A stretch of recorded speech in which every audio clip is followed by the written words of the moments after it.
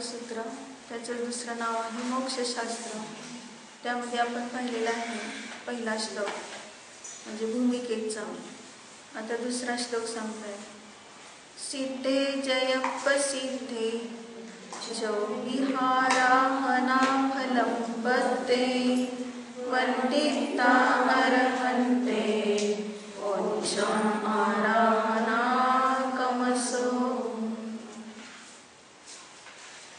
काय सांगितलं? सिद्धे जय प्रसिद्धे म्हणजे सिद्ध प्रसिद्ध असं ते कोण आहे स्वरूप. जय म्हणजे जयवंत आहे. जो विह म्हणजे 4 प्रकारच्या आराधनेचं फळ ते सिद्ध झालेलं असताना पत्ते म्हणजे प्राप्त केलेलं आहे किंवा प्राप्त होतं. म्हणजे 4 प्रकारच्या आराधनेचं फळ काय प्राप्त होतं तर तो सिद्ध होतं, प्रसिद्ध सिद्ध होतं. मग 4 प्रकारची आराधना कोणती सांगितली?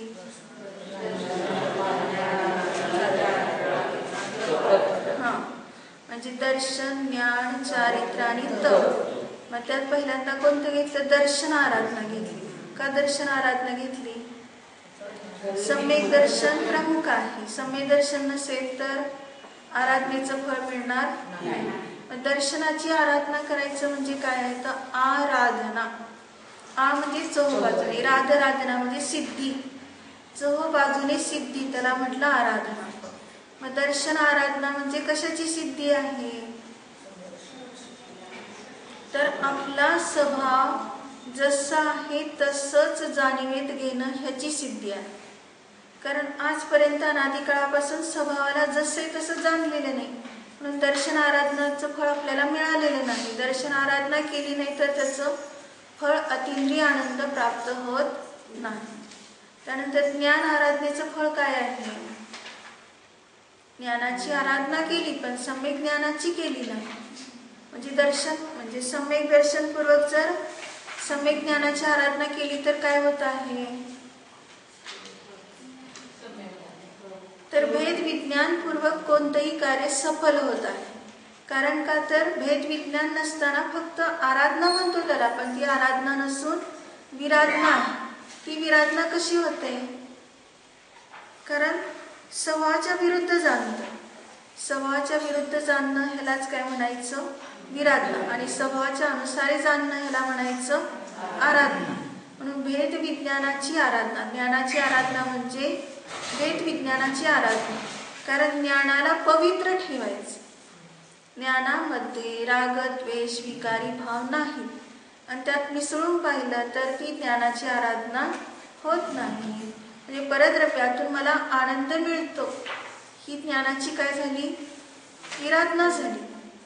आणि परद्रव्यातून मला काहीच मिळत नाही, सर्व काही माझ्यामध्येच आहे हा विचार केला तर पराची अपेक्षा न करता निरपेक्ष राहिल्यामुळे तो भेद विज्ञानाची आराधना करणारा होतो. त्यानंतर चारित्र्याची आराधना म्हणजे काय आहे? चारित्र्याची आराधना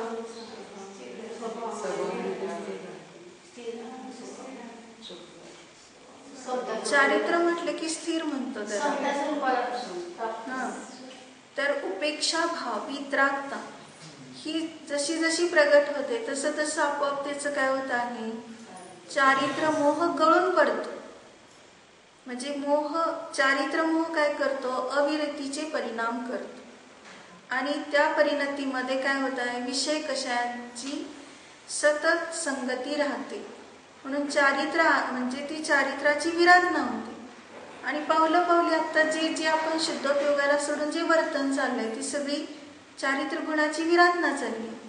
म्हणून चारित्र्य गुणाची आराधना केव्हा आहे? म्हणजे चारित्र्याची आराधना केव्हा आहे?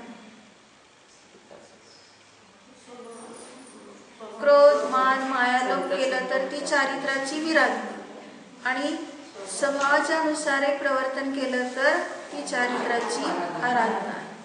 आणि एवढं सोपं आहे, ते अवघड नाही. कारण तो आपला स्वभाव. क्षमा आपला स्वभाव आहे पण क्रोध आपला स्वभाव नाही. एवढंच जाणायचं तिथं. म्हणजे क्षमा परिणती म्हणजे काय आहे तर नियमसारमध्ये घेतलंय कालुष्य उपरती.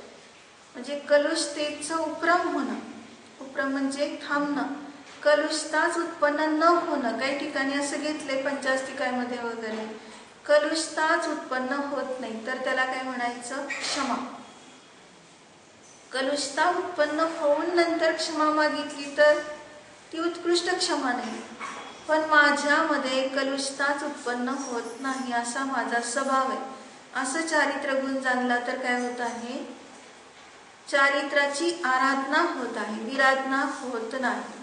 आणि तप आराधना म्हणजे काय सांगितलं? स्वरूपाचं प्रतपन, ते खरं तपाची आराधना. पण आम्ही काय करतो? विडंबन करतो तपाच. म्हणजे शरीराला किती क्लेश देता येतील तेवढे क्लेश द्यायचे, पण त्यात आपला आत शांती मात्र दूर सरकते. म्हणजे स्वरूपाचं प्रतपन नाही. म्हणजे फक्त तिथं काय आहे? तपाचा गर्व. 8 गर्वापैकी घेतला ना, कोणता गर्व घेतलाय? तपाचा गर्व. मग तपाचा गर्व म्हणजे काय करतो? शरीराच्या धर्माला आपला धर्म समजतो. समाधी शतक मध्ये काय घेतलंय? जातिलिंग विकल्पेन येषांच समयाग्रह तेपिन प्राप्नुवन्तेव परमं पदमात्मनः. जाती आणि लिंगाच्या विकल्पाने जो काय करतो? आग्रह करतो मोक्षासाठी, तर तो म्हणजे दुराग्रह करतो, तर तो सुद्धा मोक्षाला जात नाही, परमपदाला प्राप्त होत नाही. कारण का? तर शरीराश्रित धर्माला तो खरं आपलं स्वरूप समजत नाही. मग शरीराश्रित धर्म होतच नाही. म्हणून तपाची आराधना कुठे? जे अंतरंगामध्ये सतत तो काय आहे? स्वरूपे प्रतपणम विजयनम तपः. स्वरूपामध्ये प्रतपन करतोय, विजयन करतोय, तेव्हा त्याचं खरं तप होतंय. आणि ते सोडून बाह्य फक्त काय चाललंय? क्लेश. मग ते बाह्य सुद्धा किती शरीराला क्लेश देणारे अन्यमतवादी आहे, आणि त्यांनी सुद्धा काय केलेलं आहे?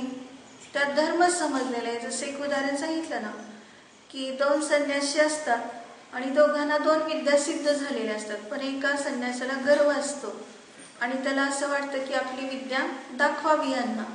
मग तो काय म्हणतो? माझ्या चटईवर आपण पाण्याच्या वर तरंगते आणि ती खूप उंच पण जाते, तर हवेत आपण आज ध्यानाला बसवून सांगितलं या चटईवर. म्हणजे त्याला काय दाखवायचं होतं? की निवांत स्थान, आपल्याला अशी विद्या प्राप्त झाली की निवांत स्थानी हवेत कुठेही अदंतरी बसतायत, हे दाखवायचे. मग ते दुसऱ्या संन्यासीच्या लक्षात आलं. मग ते काय म्हणाले की हवेत चटईत काय पाण्याच्या वर तरंगून बसण्यापेक्षा दुसरी कला कोणती दाखवली? त्यांच्याजवळ एक विद्या होती. मग ते सांगितलं की नाही, ते नंतर बोध दिला की पण त्यांना एक विद्या असते अजून.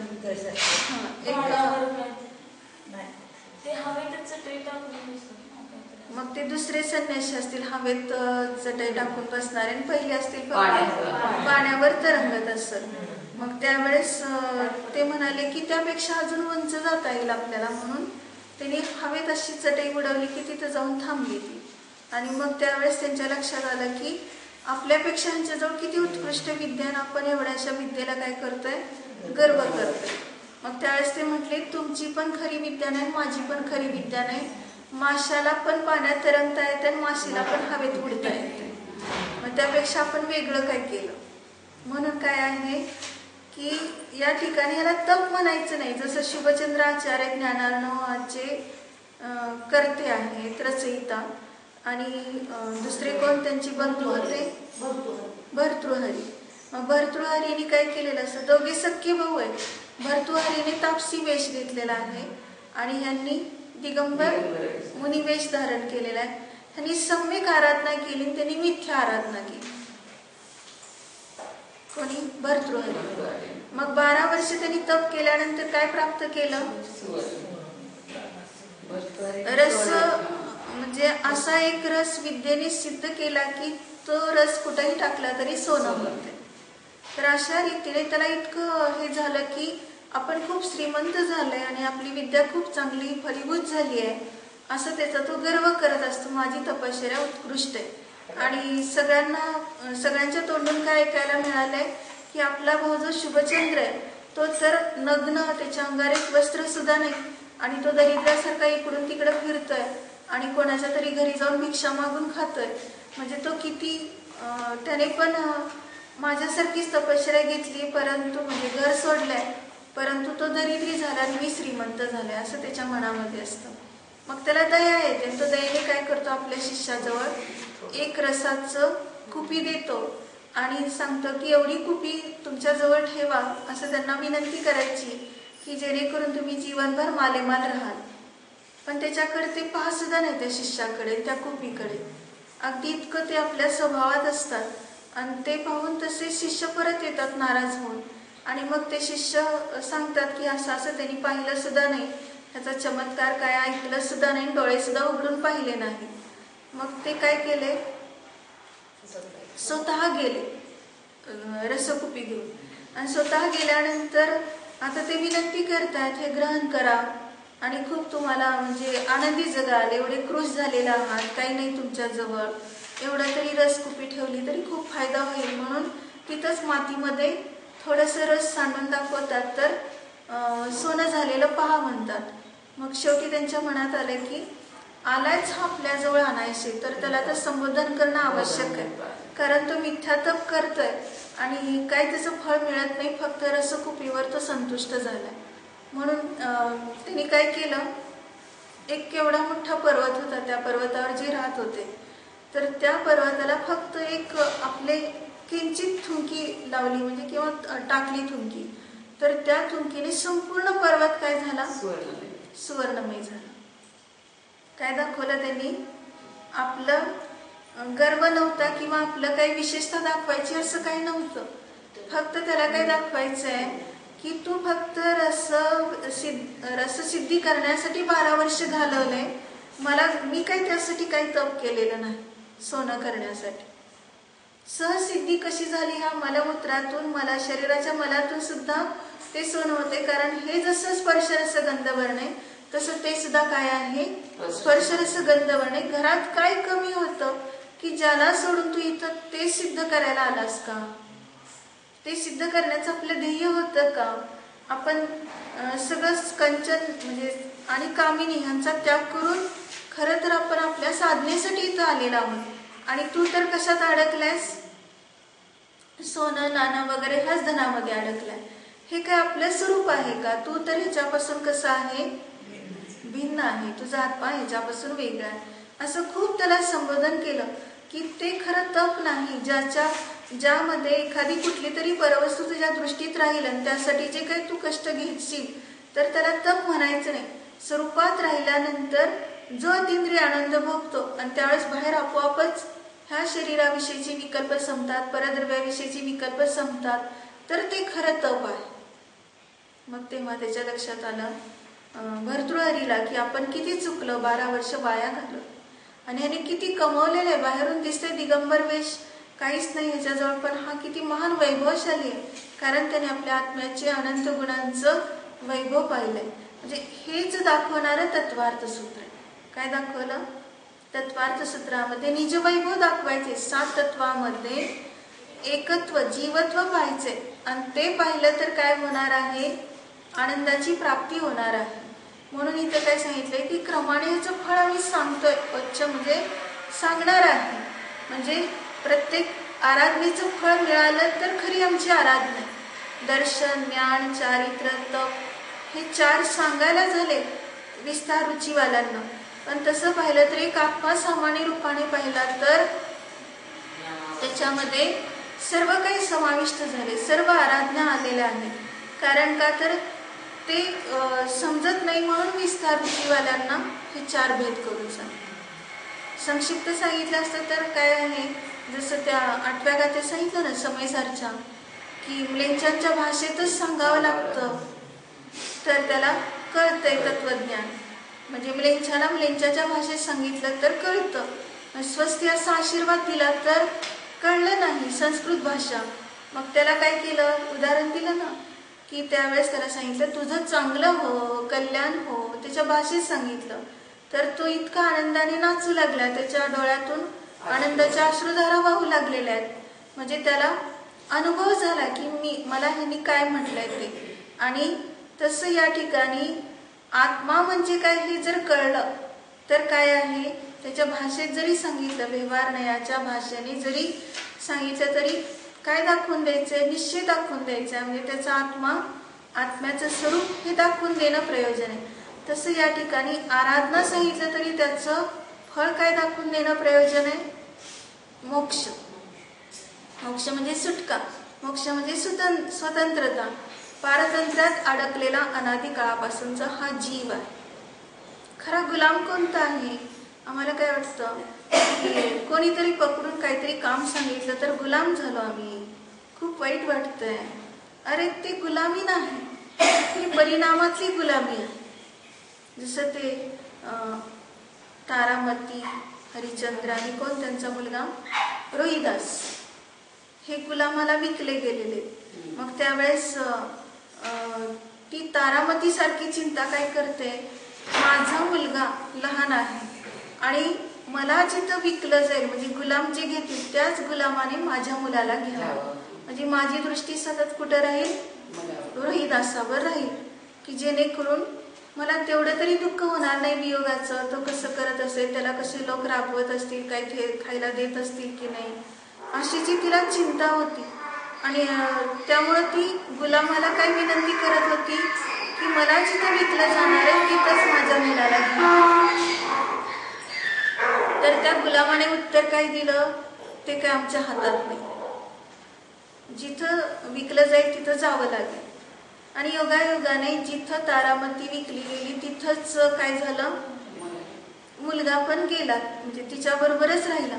पण आता तर कसं इतके विकल्प की डोळ्यासमोर तिला सगळं काही पाहावं लागतंय. अगदी त्या क्षणापासून जेव्हा ते आता विकल्यानंतर त्या मालकाच्या घरी जायचे तर चालत जाताना कसल्या खडीतून चाललेत आणि ती जी विकत घेणारी सेठानी कोण असेल तर ती कशी ऑर्डर देत चालली आहे, अरे रोहिड्या, काय पहिल्यांदा त्याला म्हणते रोहिदास म्हणून, असं काही प्रेमाने हाक मारत नाही. तिथूनच गुलामी कशी सुरू झाली आहे. मग त्याला म्हणते की काय आईच्या मागं मागं चाललंय, चल इकडे.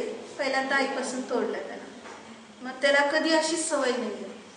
परत काय म्हटलं, असं काय रिकामा चाललायस हात हलवत, ही घे माझ्या अंगावरची शाल, नीट सांभाळ म्हणून सांगितलं. म्हणजे असं त्या छोट्या मुलाला ती आई बघते आणि ती बघून बघून सारखं दुःख करते की किती त्याला काम लावतात म्हणून. आणि परत घरी गेल्यावर तर काय विचारायला नको, भरपूर काम लावलंय आणि खायला देताना म्हणतात खादाड खाऊच आहे. ती मालकीन सारखं काय म्हणते, ह्याला सारखं खायला लागतंय, खायला तर ती काही देतच नाहीये, फक्त बोलतेच एवढं. आणि ते सारखं पाहून पाहून तिच्या डोळ्यात सारखे अश्रू येत आहेत की ह्याला काम भरपूर करून घेतात आणि खायला काही देत नाही.